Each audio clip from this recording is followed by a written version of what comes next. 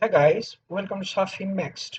In this video, I'm telling you about a very important trick if you are working in Excel, and that's the automatic adjustment of the cell width. For example, if you are working in Excel and the entry in a given cell is larger than the width of the cell, such as I'm writing here, and then I fill the subsequent cell in column C, then the entry in column 1 is not visible. So what we do, we do it by enlarging the cell width manually to let the entry be visible all the time. However, doing things like that is very time consuming and is not less than a headache. You can direct Excel to do this work automatically. To let you understand this trick, I first delete the entries and adjust the column wedge back to its default size.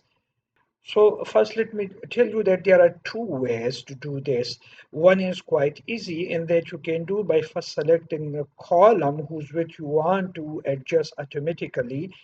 So once again, I enter the same entry like I did before and then highlighting the column. And being on the home tab, I come to cells group and in the format drop down menu, I come to column width and click on autofit column width. If I do it, the column width is automatically adjusted. So this is one way of automatically adjusting the width of a column. There is another way. And to understand that, I first remove the entry from the cell. So I adjust the column width to its default first. And now I enter the same entry again, which is longer than the width of the cell. And then uh, being on the column, I come to the sheet tab and right click on the sheet and then come to view code.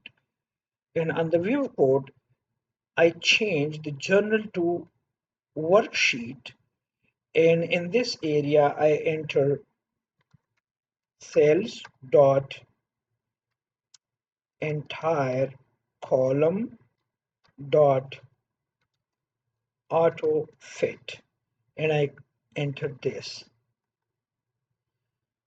and then I click on save and this warning appears, but forget about this and just click on save, and then I come to the sheet and I click on it and you see the width of the column is automatically adjusted. And if I enter the same thing in this column and then click enter, the width of this column is also automatically adjusted.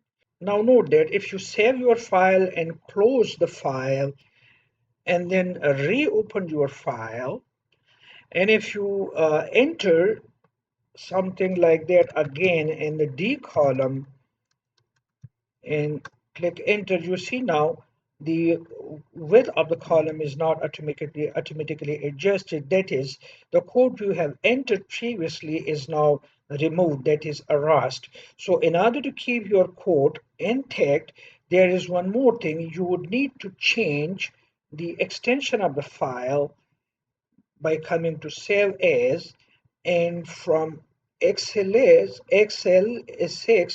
you need to save the file in XLSM, that is Excel macro enable workbook. And if you save in this format, then the code you have entered to autofit the cell width would be intact and will not be erased. Thanks for watching.